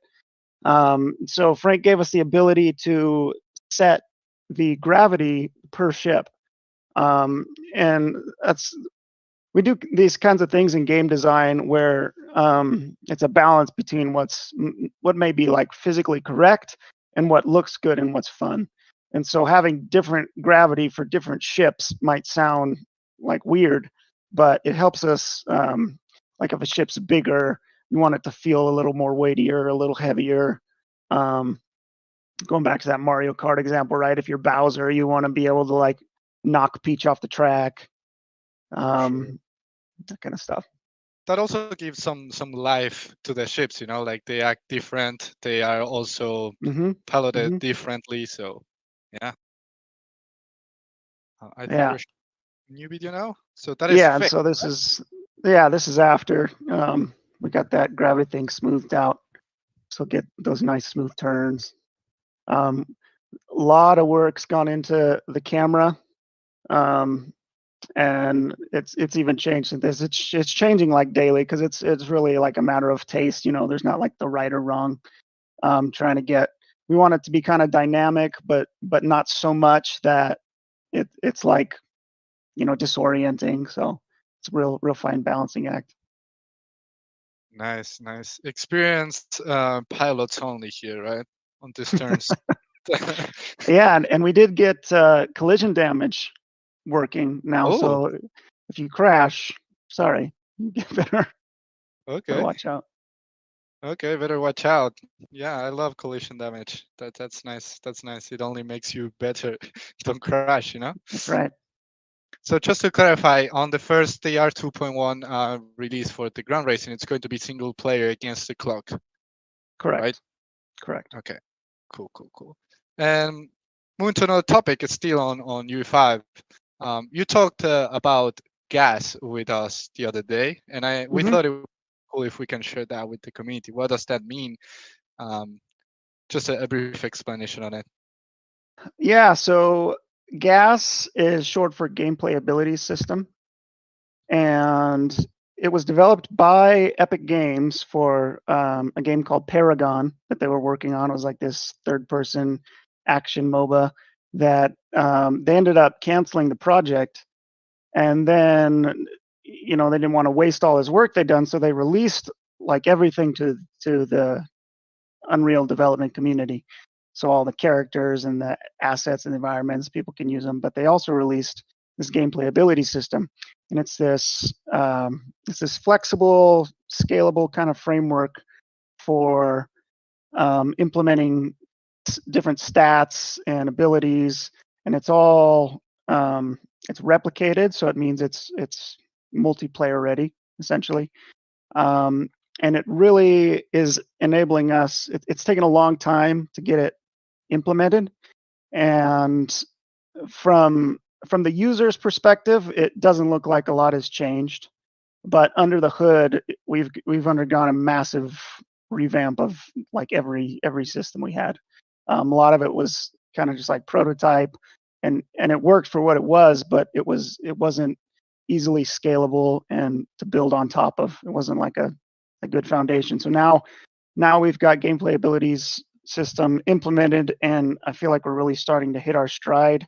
I think it's fair to say, like as the gameplay team has kind of been playing catch up compared to like the vehicle team and the character team. They've got like these nice oil pipelines, and they're pumping out all these ships, but there wasn't a whole lot to do with them yet, and the game development team was kind of trying to play catch up. But now I feel like now we've got gas online. We're really starting to pick up steam, and we're able to do some fun stuff with these ships soon.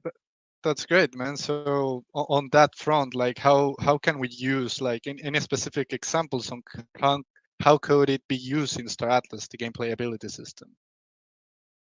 Yeah, so you kind of break up gas into two different things. So there's attributes and then there's abilities.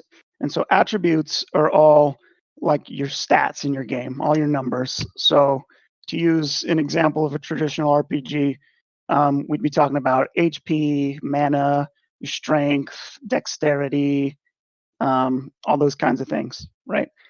In our case, we have attributes of like hull points, shield points, ammo count, weapon heat, thruster power, like all these, there's dozens and dozens of like numbers we need for everything in our game.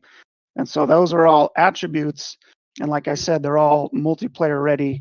And then the abilities are can affect those attributes. So for example, in an RPG, right, you drink a potion. The ability would be drink potion, and the outcome is affect this stat, which is this attribute, which is your health.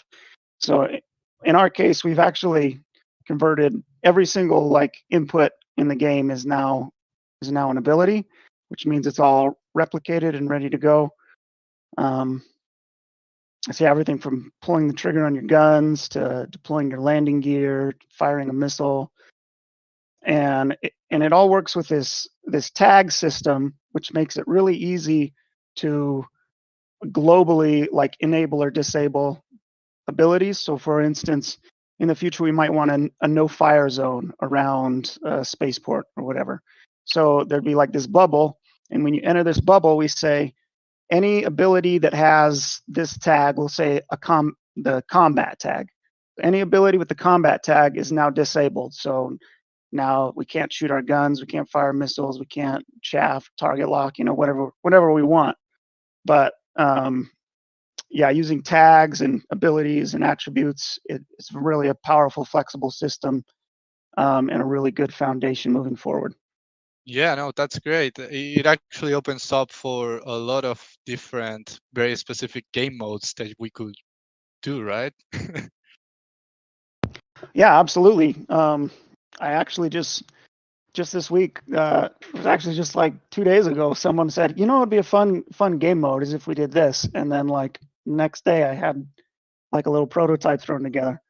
I love how you don't mention the game mode, so you don't drop the alpha. Yeah, I don't want to get in trouble.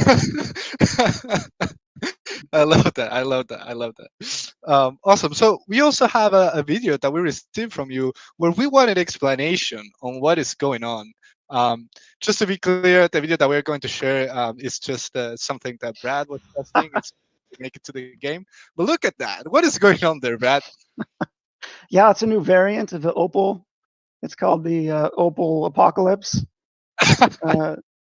No, so I was we're prototyping manned turrets, and it needed to be on a ship to see if it worked, and so I just threw it on the jet because it was there. But yeah, we are working on turrets. They're pretty cool. We've got them, so yeah, you can get in them and aim and shoot, and they're attached to ships. And so those will hopefully be coming sometime in the near future. Awesome. Yeah. People are saying in the chat, it's viable. You have to make it real.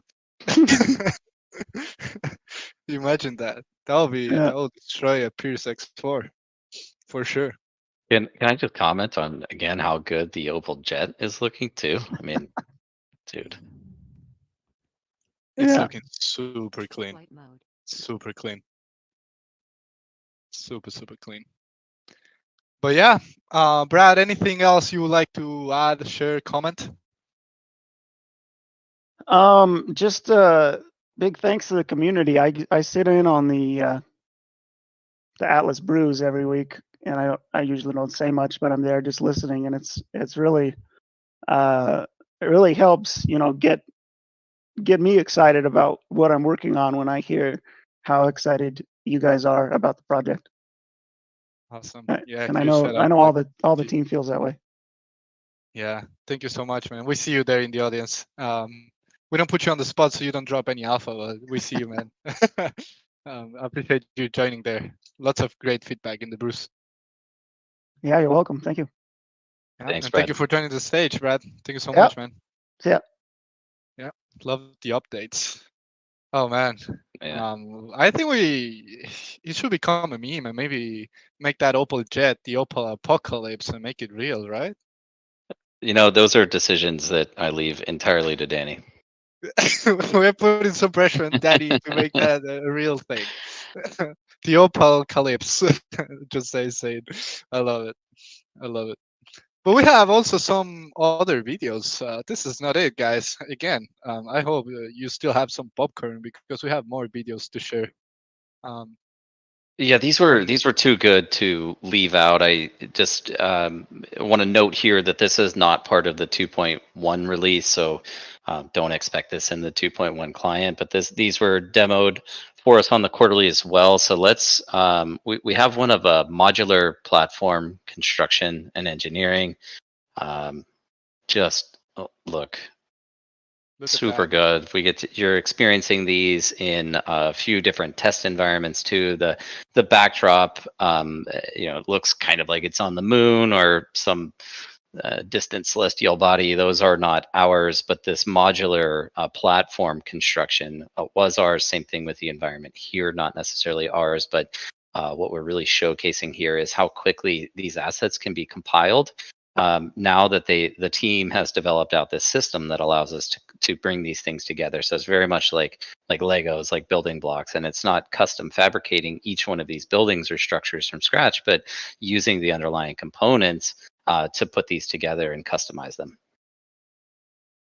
Yeah, it has huge implications for the development process, right, and development speed. That's right. I mean, we're developing out a very expansive universe here, and so Danny's referred to the fact that we do intend to use procedural generation on a lot of the planets, but if we want to go in and custom tailor any of those for a specific experience or a mission or a gameplay mode, we're able to do that because of once again the foundations that are being laid today. Yeah, awesome. And apologies, guys, if the video seems a bit laggy. Again, like this is the first time that we're testing this functionality in the Discord. But don't worry, we'll be posting all these videos also in full quality on the Sneak Peeks channel. But I think it's cool to be able to have it and comment at the same time. Pretty cool. And I just noticed for the first time that we even had some character animations in one of these clips. There was a character walking there, yes. Yeah, Yes. I didn't notice that the first time around. Very cool. Okay, and we have one more just to kind of round out this segment. This is just thinking about ship engineering and functionality. We're going to show the Pierce X6 thrusters in action. Yeah. The X6 is looking so good. But now we are only showing the thrusters. I mean, this is your in-game experience right here. Groundbreaking. Yeah, looking clean. Looking clean. Look at that. Look at the details on So those good. thrusters. Yeah, it's incredible. Can watch this all day, says Ray in the chat. Yeah. For sure. For Yeah. sure. Yeah, looking good. Expect more on the X6 soon. That's what I'm going to say. Right. Yeah, that video was edited to leave out some other specific detail with intention. But I'm speechless for once. But we wanted to share all of this content with you. We get to see it internally. We're super excited about it. We figured you would be as well. Yeah, for sure. Now let's move to some other product updates, Michael, before we go to Q&A. I think we can speak a little bit about the DAO, right? Yeah, in the spirit of time, I will be pretty quick here, but and again, we want to showcase those products that are more near term. So the DAO is still very much on track with our internal timelines right now. I think I mentioned this on the last town hall, but just to reiterate, the next feature release from the DAO side is going to be the proposal and voting system proposal, specifically from the Automata team. So we'll be rolling out the foundational proposals that really establish the framework, establish the constitution, and then lay the groundwork for community generated and submitted proposals. So these are going to be coming exclusively from us. But what you will have the ability to do is connect your wallet for authentication. It will read your Polis voting power or PVP. You'll be able to vote on any proposals that are available across the DAO, and then there's an entire discussion board for all of these. So what we do expect is that some discourse to take place between the community and Automata to refine and revise each of these proposals, get to a point where everybody's satisfied. The vote gets ultimately will get passed. It goes through a number of iterations, ultimately gets passed. And then we have that foundation set. And then the next thing beyond that, again, is when everybody else across the community can start submitting proposals for things they would like to see and change they would like to see take place across the ecosystem, where I think this is going to be very important from the financial perspective is we know the DAO has been collecting revenue since December of 2021, primarily through R4 sales. It's also been collecting its share of the secondary marketplace transaction fees.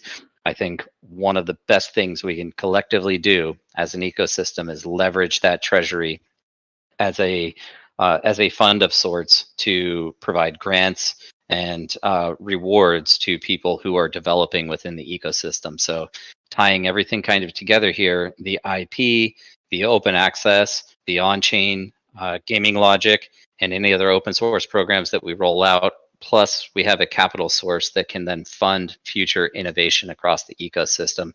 Our goal here is to build this global collective of people that are all focused on building and enhancing Star Atlas. Nice. And on that, we also have updates on the DAG platform, right?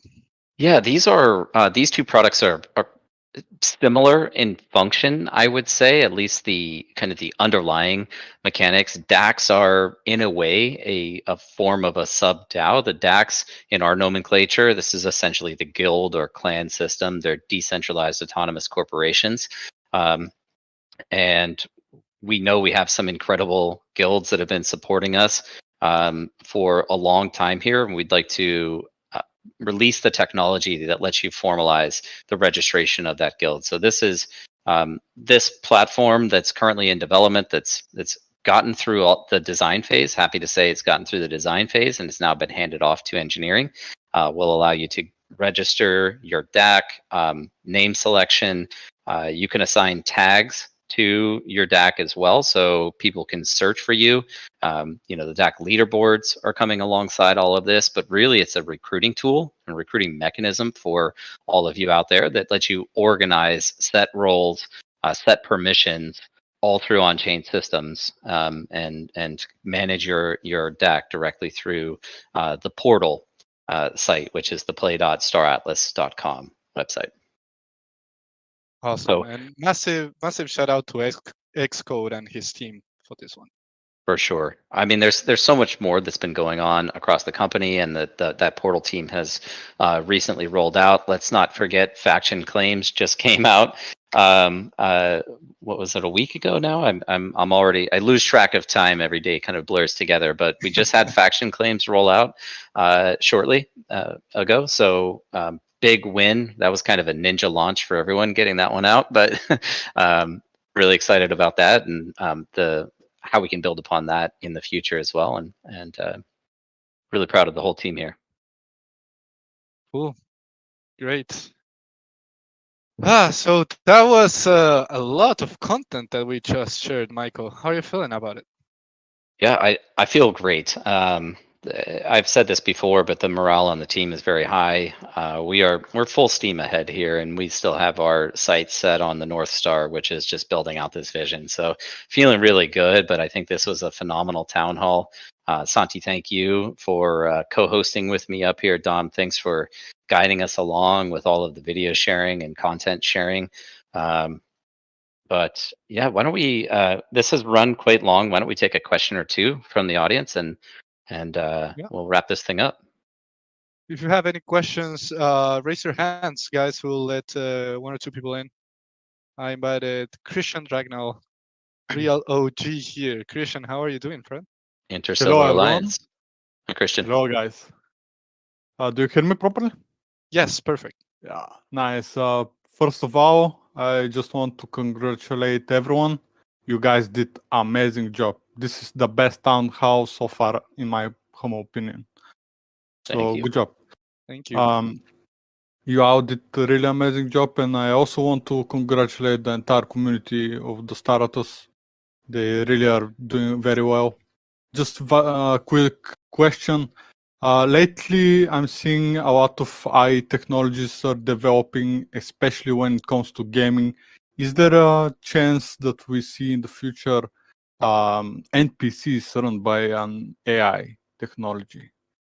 For sure. This is something that Danny could actually speak more directly to, and we'll get him up on a town hall sometime in the future here. But he's obviously got his hands full and leading a lot of production. But I would just say collectively throughout Automata, there's enormous interest in the AI tooling that is emerging today and so rapidly evolving. Our own BCM is. We see something new from him every day. A lot of people across the team, both in the engineering department and in the product department, are taking advantage of some of these tools, things that help us communicate better, share information better with you all in the community, things that help us speed up the engineering process itself and write code faster, things that help game development progress more quickly, as well as thinking I would say more longer term about how AI integrated tools can lead to a more realistic experience when interacting with NPCs in the game. Again, something that Danny could really speak more directly to. He's more informed than I am on this. But the last point I'll make on the whole AI side is that we just really because of the interest internally and the benefits that we see that can emerge from the early adoption of this technology. We formed an AI committee with people from select departments, and so we're really putting a lot of thought into it. I'm probably the biggest damper on the AI adoption process, simply because I do want to ensure that we maintain the highest levels of security and confidentiality of information across the company as well. So I want to make sure that we tread on this lightly, but make sure that we're not missing opportunities as we do so. That was amazing answer. Thank you very much. This is pretty much the most important question that I had. But yeah, thank you very much, guys. Again, you are out doing amazing. So take care and see you in the game. Thanks, Christian. It's great to see you Thank you again. so much, Christian. Yeah, great to see you Sure. on stage, my friend. Now let me invite one more. I invited Puck the Parrot. Hey, Puck, welcome to the stage. You're muted right now. Sorry about that. Thank you, guys. No problem, my friend. Been loving all the content that you have been putting out, watching all the videos. I've been absolutely loving the support from the Star Atlas community. Awesome, Like, man. Love to hear You that. guys are great. I do have a pretty difficult question. I'm curious as to what happens if the options that Automata provides on the proposals are completely rejected by the community. Will Automata use its Polish voting power to override that, or will they consider the community feedback and redraft the proposal? 100% the latter. It's not our intention to force through any proposals that are um, uh, uh, in opposition to community interest. We very much expect this to be a collaborative process. Now, we've put a ton of work into the drafting of these initial frameworks, and so we think it's something that is certainly workable in every instance. But should it not be, and we need to make some dramatic changes, then we're happy to incorporate that feedback in doing so. And we would expect that people out there, many talented people in the community, would even be able to contribute specific language to that. Now, I think it's worth mentioning here, everybody knows the concept of a decentralized autonomous organization is still very emergent in its own right, and it's also quite dynamic and changing pretty rapidly.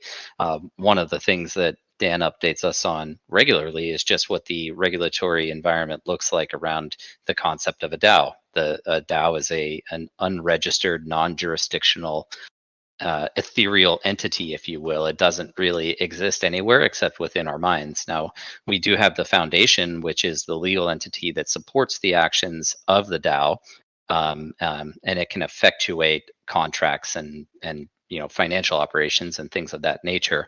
But a big part of this is ensuring that there's legal compliance on a global scale with anything that the DAO does want to do. And so, of course, we at Automata want to ensure that the long-term interests of that are maintained. And so we're not going to allow for anything that would, specifically or even without certainty compromise its future operations. And so we're hoping that we can provide that feedback to you based on the expertise and knowledge that we have.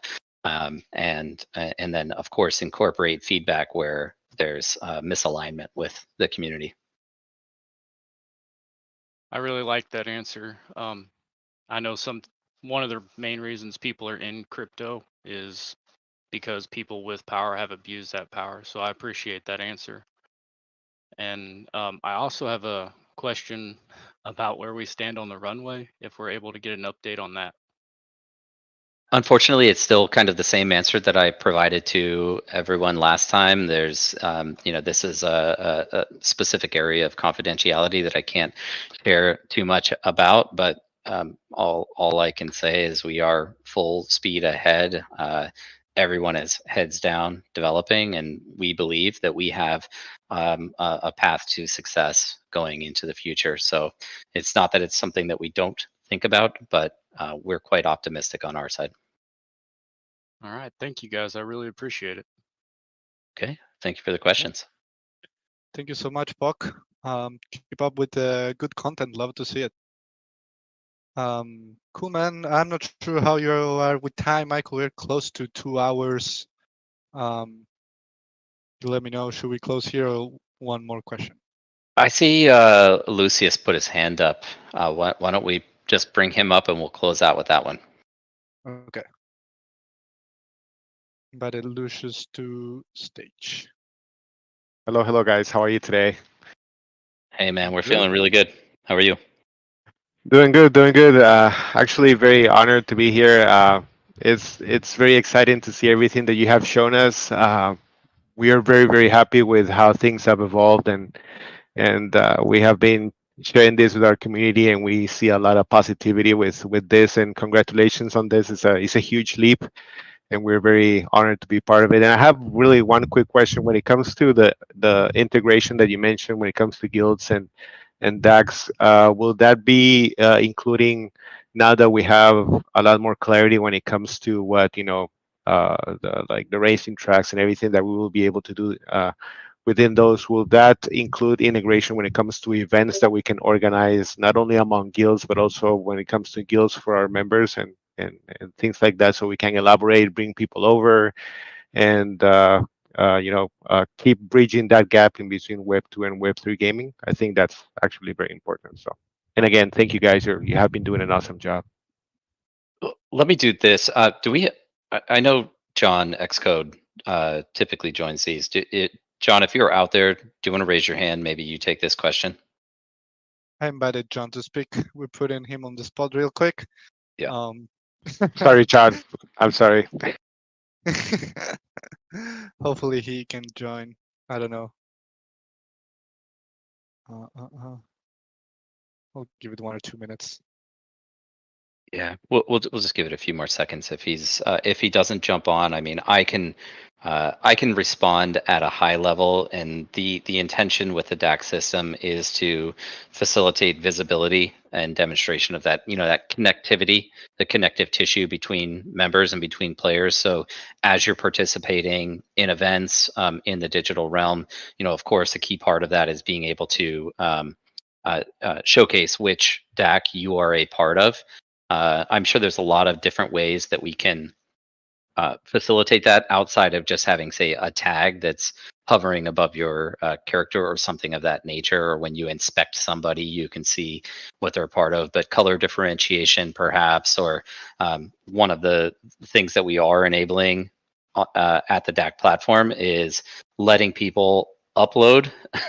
This is a kind of a risky move, but letting people upload their own DAC banner. And so I guess I would note here just we have a bunch of filtering tools that we're exploring to ensure that explicit content or offensive content isn't sneaking through. But this is a bit of an experimentation. We thought it would be better for us to provide you with the optionality to upload your own image representing your DAC versus giving you a default set to select from. But anyway, I think there's a bunch of different ways that you're going to be able to identify who's a member of what DAC. I don't know if that answered your question.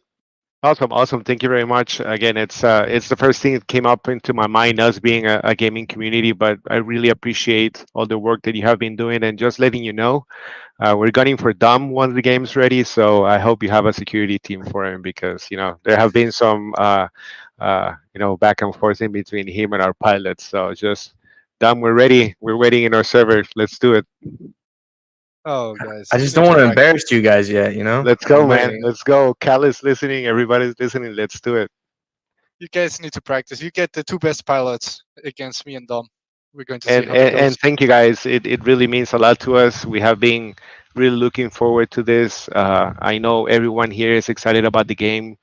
If we sometimes seem harsh and impatient, is because we care about you and what you will deliver. And again, thank you for thinking about us and delivering this, because it means a lot to us. And thank you for being, letting us be part of it. So thank you.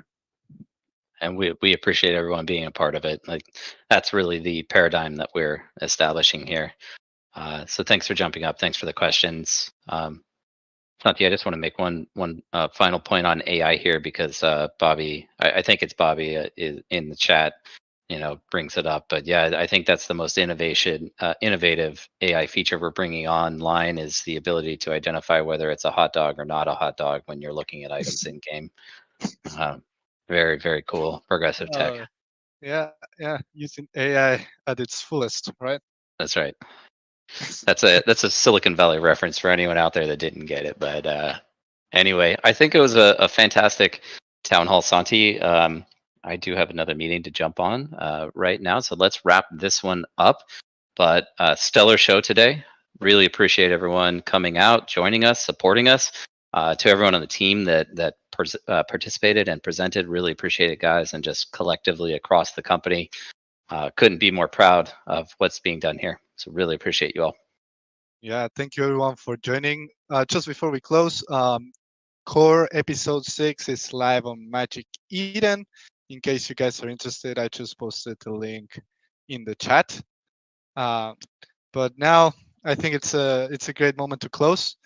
This was the Town Hall number 38. As we said before, the longest I think we ever had. Lots of great information shared. And well, we have a movement test, escape velocity, next week, 4 to 6. So I'm hyped. I can't wait. Yeah, we'll have a launch party as well. I think Michael will be there with some drinks as well. Yeah. Well, I will be in attendance. Yeah, awesome. Yeah. So yeah, guys, stay tuned. See you next week. Wednesday is going to be a great day. Thank you so much for joining. This was Town Hall number 38, and see you on the next one. Ciao, ciao. Yeah. Thanks, everyone. Power to the people. Stick it to the man. guys. Bye bye.